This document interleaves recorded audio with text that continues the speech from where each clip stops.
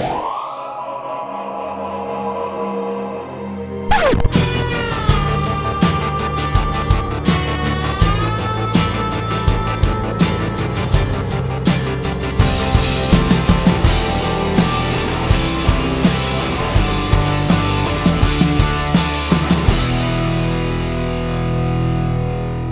there, welcome along to another Jenny video. Well, I've got a sad announcement really. It's nothing too bad, just bear with me.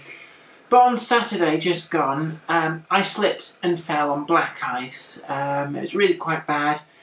I bashed my knees in, they bashed on concrete, and I've done quite a bit of damage. So, hobbling around, using a stick, and by the nature of the way that we film these videos, we do a big bunch of them and then they get put up slowly over a period of weeks.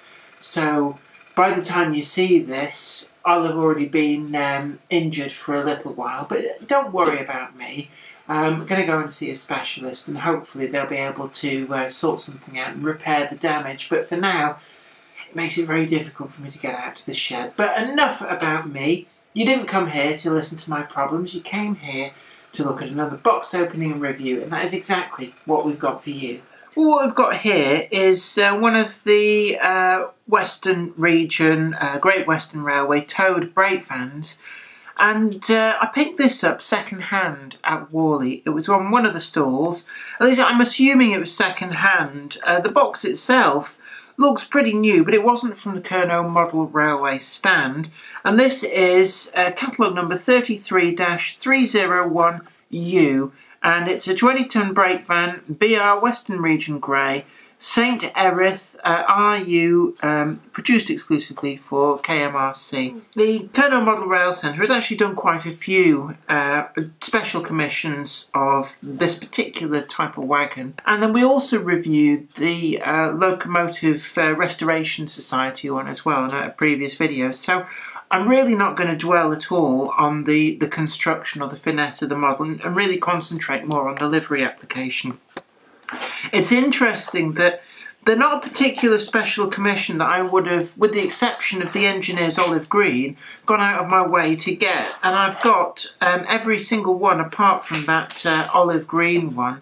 I've got second hand as they've come up. So I've done really, really well, it has to be said. Now, I do have a couple of the regular release versions in the plain BR grey, so pretty much the same livery, but with this actually it does look a little bit different. There's an awful lot more in terms of lettering panels on here, so it looks like there's a lot more going on with this model, and I actually quite like that. The finish on this model is pretty good. I'm just going to turn it over and have a look at the wheels, and actually, yeah, my suspicions are confirmed. This was sold as if it was second hand, but it does appear to be brand new. That's to say, it's never been out of the box. And actually, come to think of it, when I've opened this plastic packaging, you can see there, I've kind of had to strain against this tape that's been put in at the factory to hold everything together. So what we're looking at here is the first time this has ever been out of the box. Now, the moulding itself we touched on in the previous videos where we've talked about these special commissions, and also we did the Engineer's Yellow regular release one as well. It's the old mainline model. There's a few things looking a bit long in the tooth, and one of the ones here on this particular model is the parting seam on the moulds across the buffer faces, and that's actually a bit of a distraction on this one. And I don't know whether this is because this has been made with a particular mould. I'm suspecting that Bachmann might have more than one mould for mass producing these models, but certainly the mould that this has been parted from has certainly left quite a mark across the face of those buffers, and it is quite noticeable for me. However, other than that, we've got a fairly crisp model on the planking detail, although the rivets on the lower half of the body are looking a little bit fuzzy. So again, it's tooling that I think Bachmann really have got their money's worth out of, and we did talk about the value for money on these models before, so I'm not really going to dwell on that. There's no glazing whatsoever, so it very much does feel like a much lower rated model. It's one of the few models that's still in the Bachmann range from the 33XXX range of models. And I think there's the China Clay wagon. I think the Well Troll may still be in that numbering sequence, but certainly there's not very many wagons left that haven't been completely and fully retooled.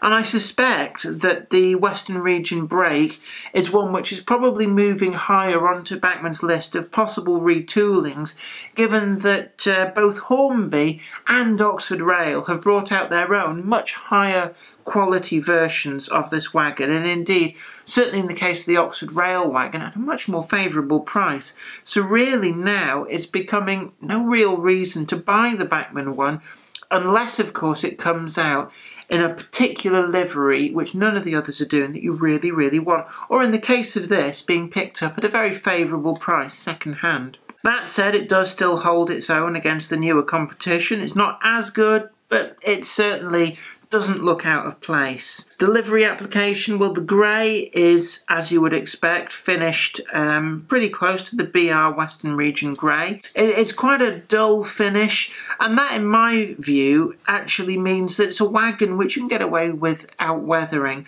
It actually does look pretty smart and not out of place without needing to be weathered. We haven't got any of the internal planking inside there finished in a different colour at all. That's all in the same body grey.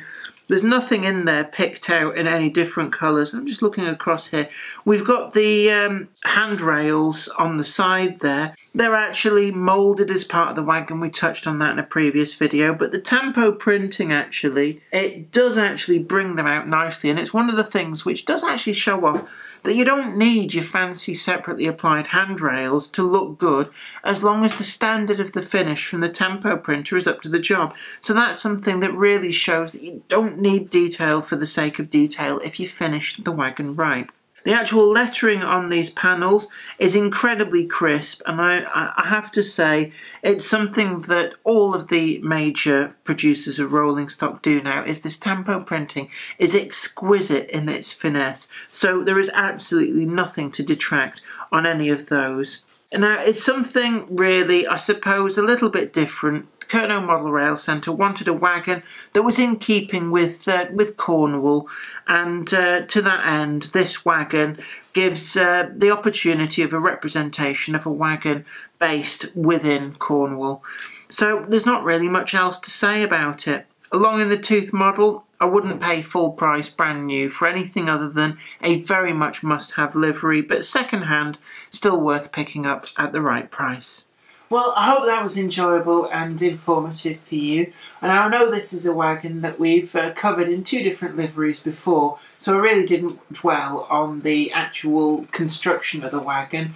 But it's always nice to pick up one of these special commission wagons. And I've already got a couple from Kirk Model Centre, so it's nice to be able to get this. Anyway, don't forget to like this video, share it too, and also subscribe to the channel, and you'll be the first to know about new videos as and when they go up. But until next time, you take better care of yourself than I've been taking of myself, and I'll see you in one piece next time. Bye for now.